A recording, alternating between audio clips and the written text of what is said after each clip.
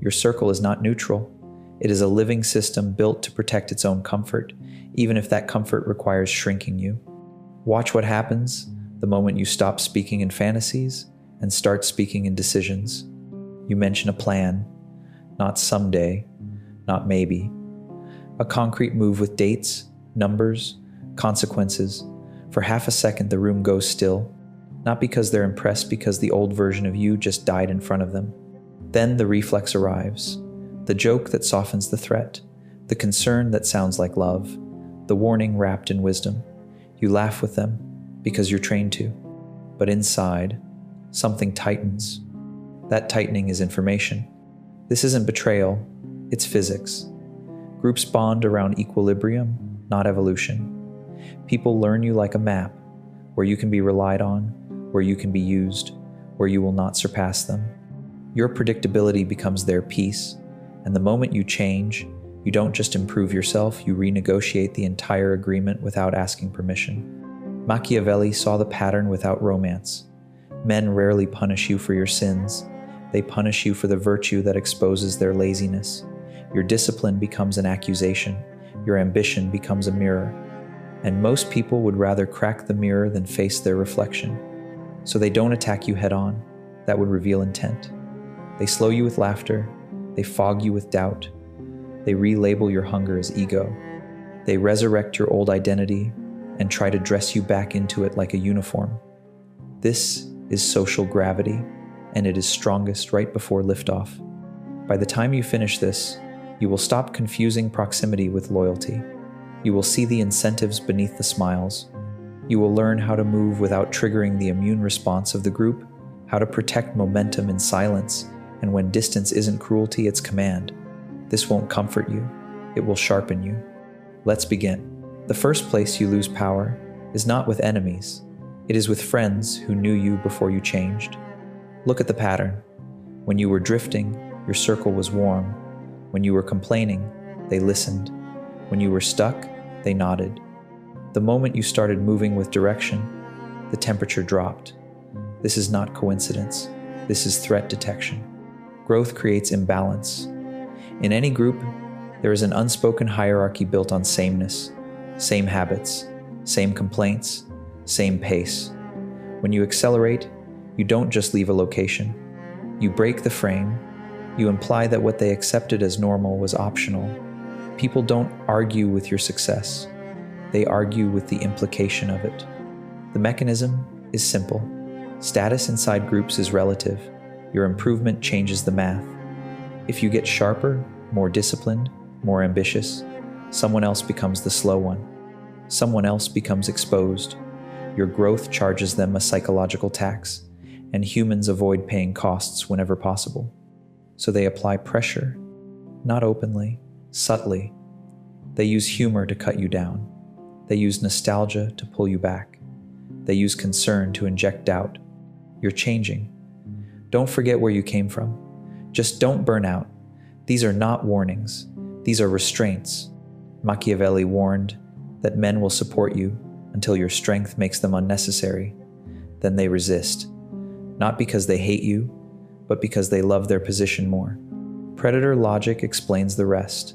In the wild, the herd survives by matching speed. Anything that breaks formation attracts danger. The herd corrects it. Humans are no different. Your circle senses that your growth threatens cohesion, so they try to slow you down before you leave the perimeter. This is why the pressure increases right before a breakthrough. Here's the mistake. You interpret this as feedback. You think, maybe they're right. Maybe I'm rushing. Maybe I'm being unrealistic. That hesitation is the opening. Once you start negotiating with their fear, you give them leverage over your direction. A Machiavellian does not debate his trajectory with those invested in his stagnation. The tactic is not confrontation. Confrontation makes you the villain and gives them a story. The tactic is concealment and calibration. You stop announcing moves. You stop explaining ambition. You stop seeking approval from people who pay nothing if you fail. You downgrade access. This does not mean you become cold or cruel. It means you become selective. You speak about plans only after execution. You share wins only after they are irreversible. You let results do the talking because results cannot be argued with. Watch what happens then. The commentary fades, the jokes stop. Either respect appears or distance does. Both are information. Consider a simple example. One friend decides to train seriously. Early mornings, missed hangouts, new discipline. At first, the group teases him, calls him obsessed, says he's no fun anymore. He laughs it off and keeps going. Months later, his body changes, his energy changes. Suddenly, the jokes vanish. Now the same people ask for advice or avoid him altogether. The behavior didn't change, the power dynamic did. That is the lesson. If he had stopped to reassure them, he would still be average with them. By staying silent and consistent, he forced a recalculation. The cost of ignoring this principle is permanent drag. You become managed by your environment. You slow your pace to preserve comfort. You trade long-term dominance for short-term belonging. Over time, resentment grows, not toward them, but toward yourself. A prince does not ask the village if he may build walls. He builds them and lets the city adjust. Growth requires friction. If your circle never resists you, you are not rising, you are orbiting. When your growth becomes undeniable, the circle shifts from restraint to punishment. This is the stage that confuses most people. You expect opposition at the beginning.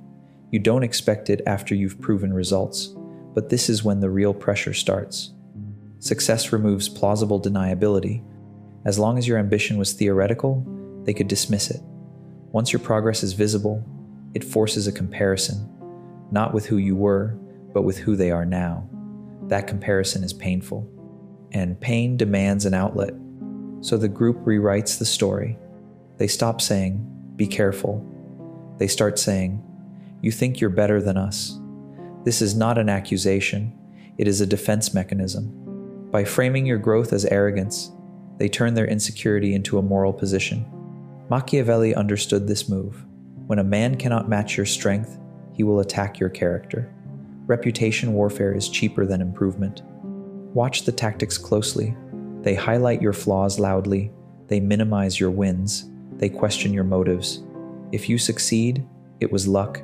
If you fail, it proves you were foolish. This is not random. It is an attempt to restore status equilibrium. The mechanism underneath is envy, but not the cartoon version. Envy is not hatred. Envy is proximity pain. It hurts most when the gap is small enough to feel reachable. Strangers don't envy you, peers do. This is why the harshest critics often come from people who started beside you. Predator logic applies again. In a hierarchy, a rising member threatens existing rank. The group does not attack the strongest first. It attacks the climber before he reaches unassailable height. Early intervention is cheaper than rebellion later. Your mistake here is overcorrection. You try to shrink your presence to reassure them. You downplay wins. You over-apologize. You explain that you're still the same person. In doing so, you accept their frame. You signal that their comfort matters more than your trajectory. A Machiavellian never bargains his ascent for social peace. The correct response is not aggression. Aggression confirms their story about you. The correct response is neutrality and consistency.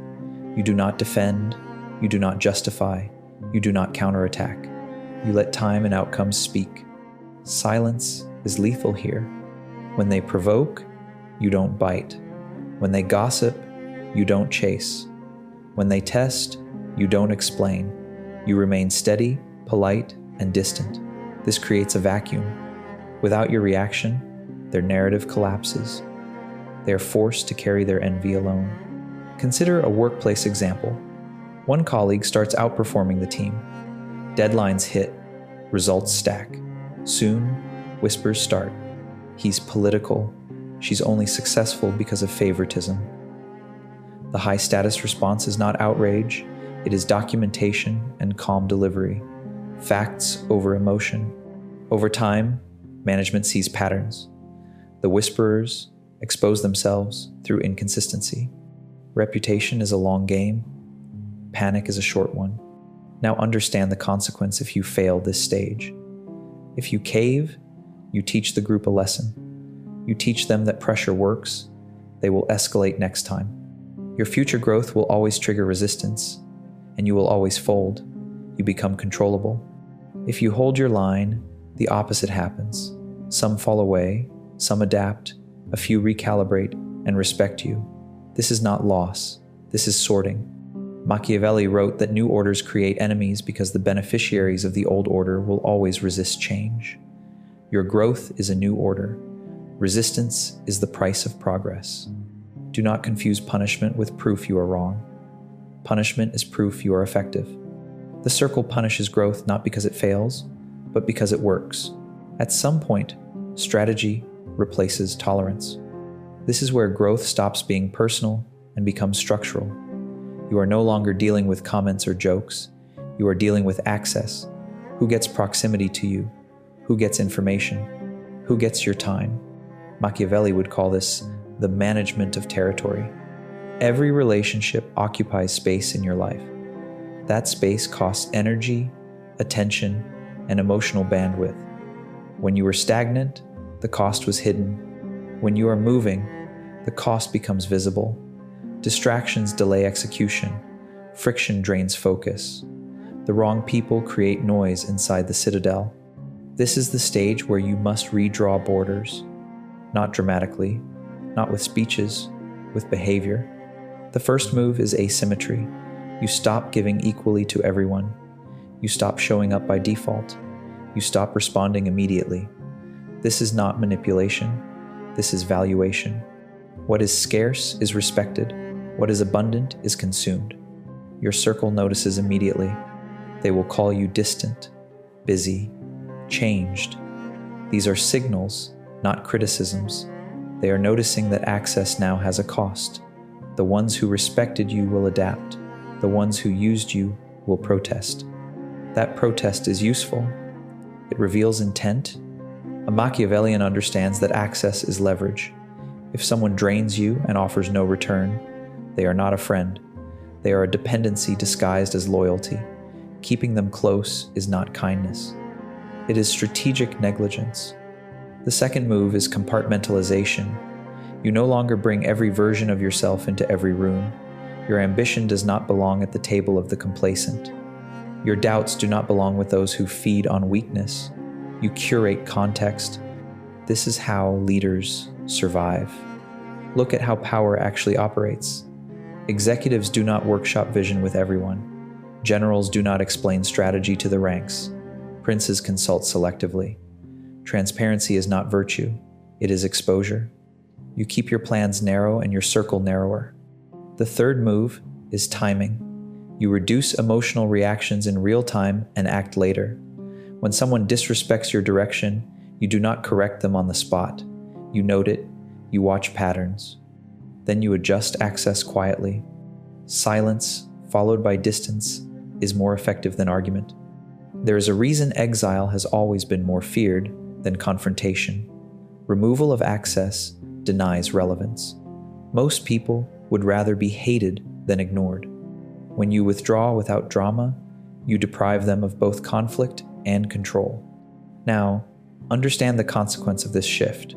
Loneliness appears. Not the dramatic kind, the quiet kind. Fewer messages, fewer invitations, fewer familiar faces. This is the tax of sovereignty. Most people panic here and retreat. They reopen gates to avoid the void. This is where many fail. Machiavelli warned that a prince who depends on the love of the people will fall the moment that love becomes conditional.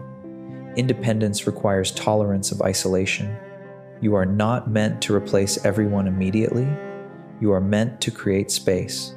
Space is where alignment enters. New alliances do not form in crowded rooms. Consider the man who outgrows his social circle and spends a year mostly alone, building skill, reputation, and leverage. At first, he feels forgotten. Then opportunities begin to appear, not because he chased them, but because his signal changed. People move toward gravity. If he had clung to his old circle, that signal would have been diluted. The final rule is acceptance. Some people will never adjust, not because they are evil, but because your growth disrupts their identity. You cannot save them without sacrificing yourself. A Machiavellian does not confuse sentiment with obligation. You can wish them well and still move on. You can be polite without being close.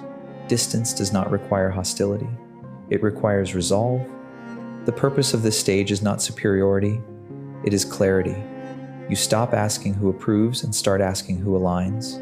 You stop managing emotions and start managing outcomes. Your circle did not hold you back by accident. It did so by design.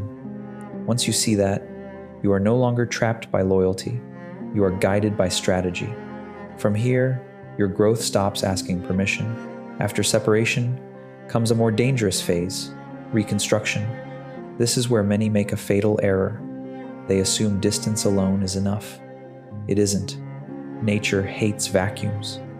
If you remove the old circle without designing the new one, the past will re-enter through nostalgia, boredom, or fatigue. Machiavelli would call this inviting mercenaries into your army. When you cut access, you create empty time and empty attention. That space must be occupied deliberately. If not, you will drift back to what is familiar, not what is effective. The mind prefers known pain over unknown silence. So the first task is to understand what you are actually replacing. Your old circle did not just provide companionship. It provided rhythm, routine, identity, reinforcement. Even resistance gave structure. Remove that, and you risk losing momentum. This is why many regress right after a break.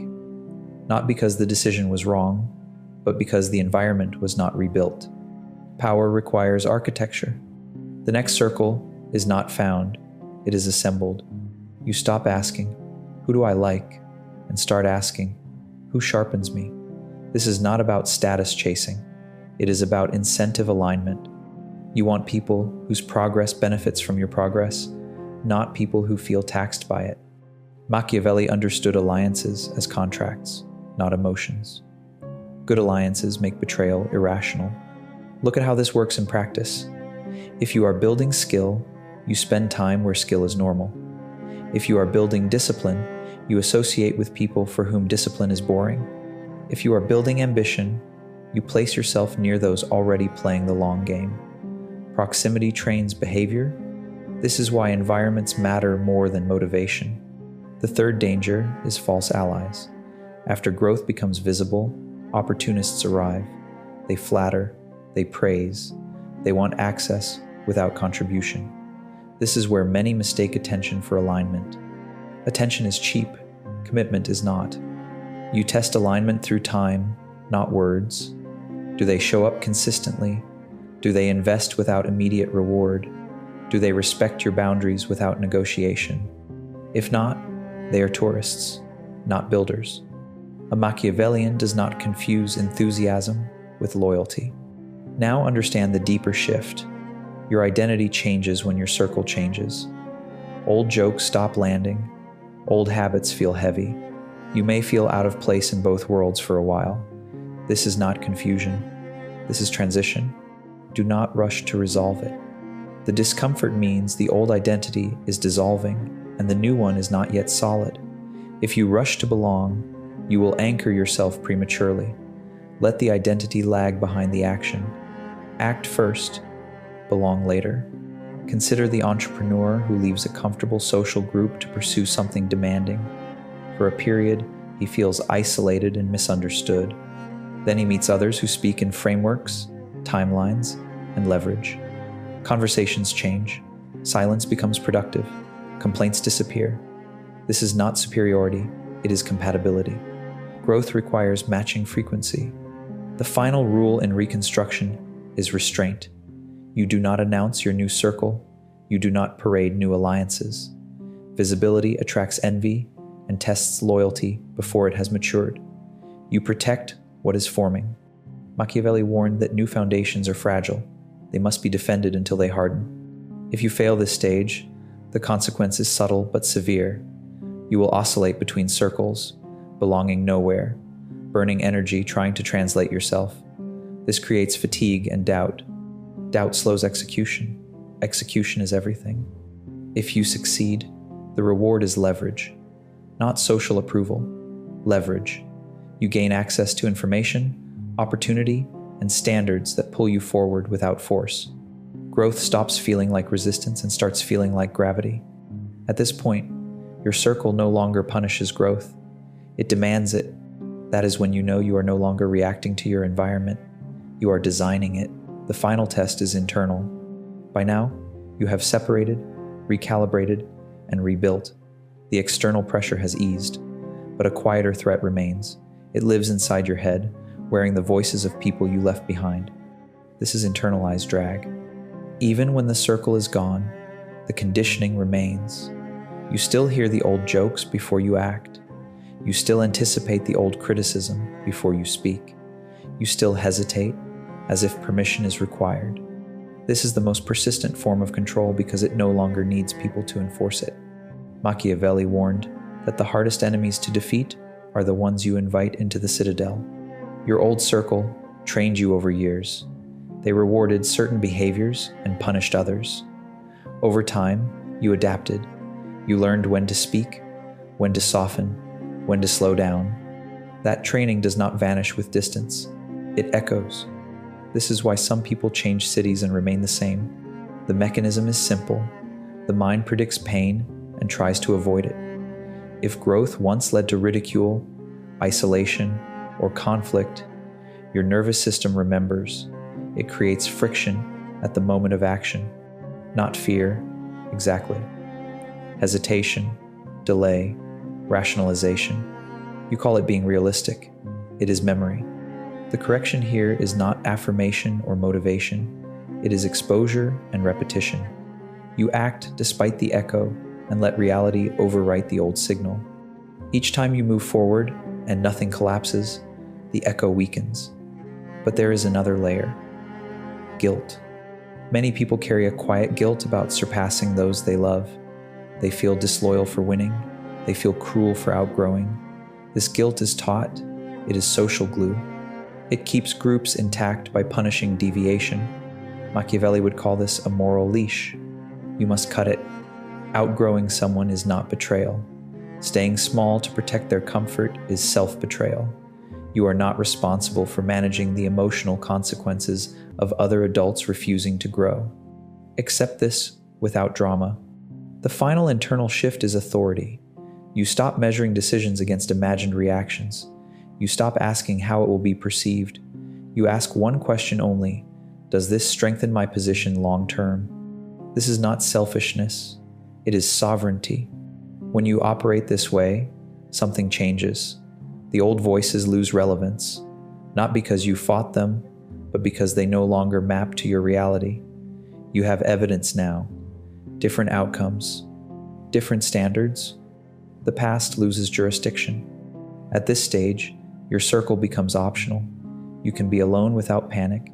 You can be with others without compromise. You choose association the way a strategist chooses terrain, deliberately. That is freedom. Understand the consequence. If you avoid this final step, you will build external success and feel internal restraint.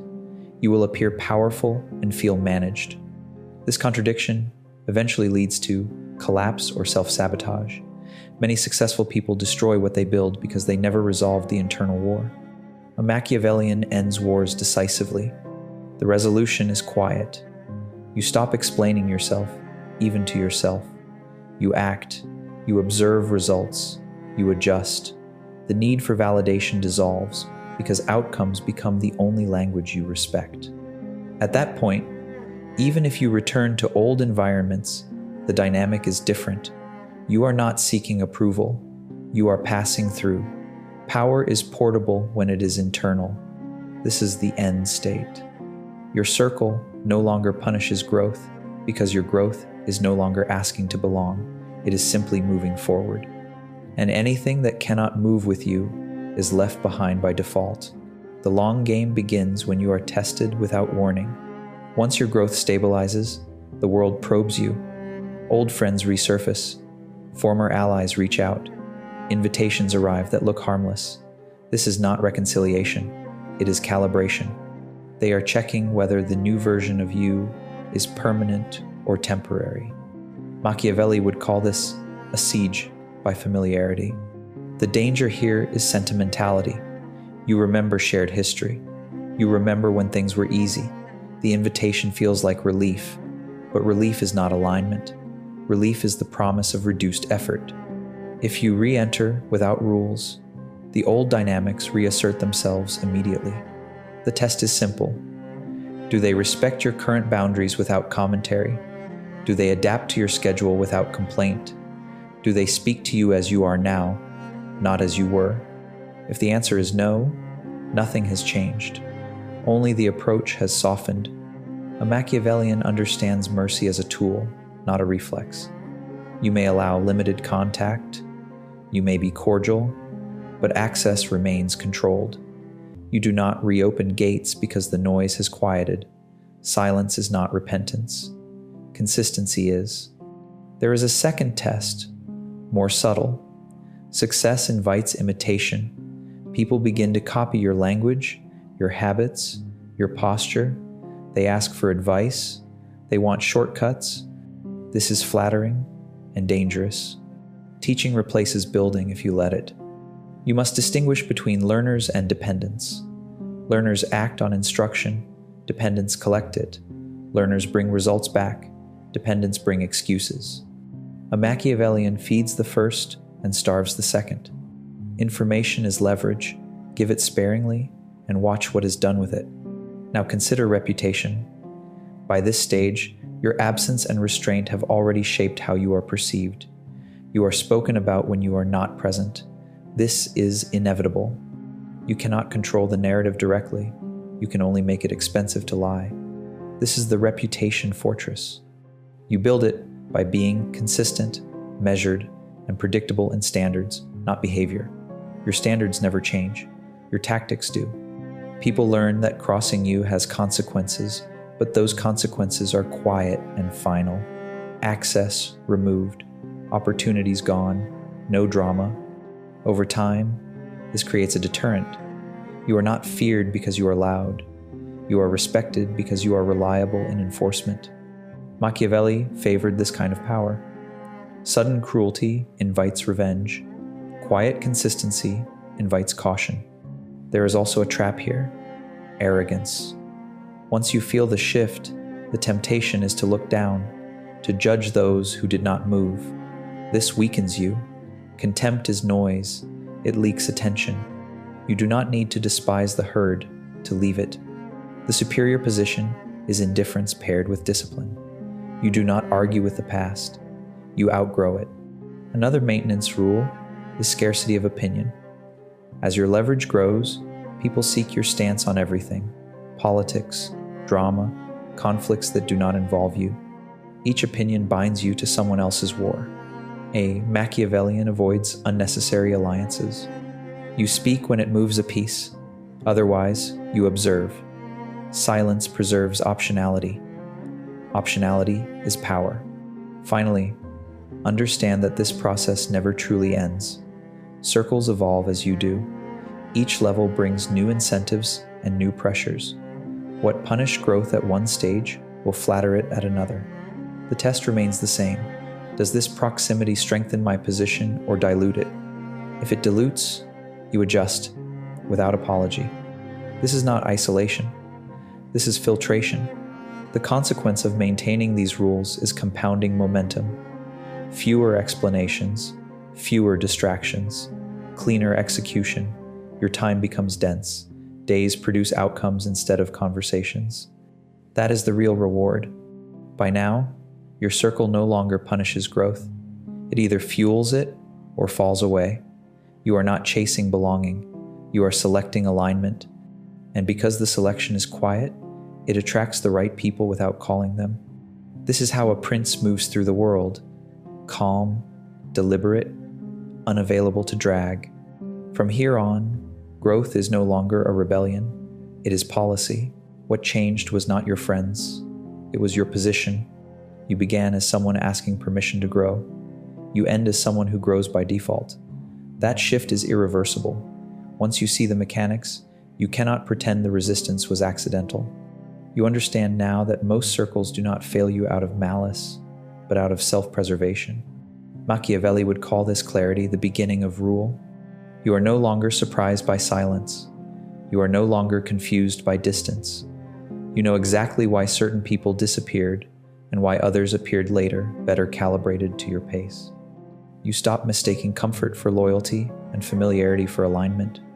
There is a final warning. Do not turn this into identity theater. This is not about cutting everyone off or performing solitude. It is about precision. The moment you use distance to feel superior, you leak power. The moment you use silence to punish emotionally, you become reactive again. The long game demands restraint. Your task is simple and difficult. Guard your time, guard your direction, guard your inner citadel from voices that profit from your hesitation. Let people reveal themselves by how they respond to your boundaries, not by what they promise. Some will never adjust. Let them go without bitterness. Some will adapt. Let them in slowly. A few will meet you where you are and push you further. Those are rare. Those are worth protecting.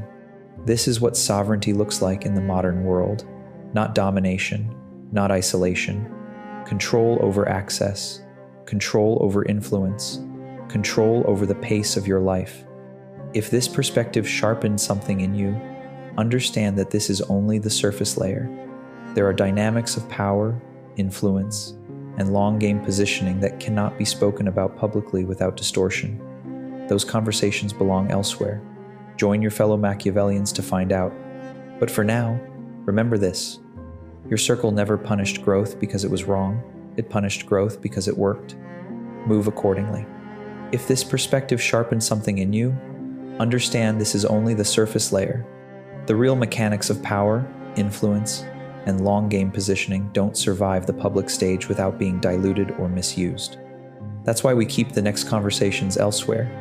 Join the Machiavellians here on YouTube, hit subscribe, become part of the circle that studies the game without apology, without noise, and without needing permission. Because the world is full of spectators pretending they're allies, and if you stay here, you're not watching anymore. You're aligning. But for now, remember this. Your circle never punished growth because it was wrong. It punished growth because it worked. Move accordingly.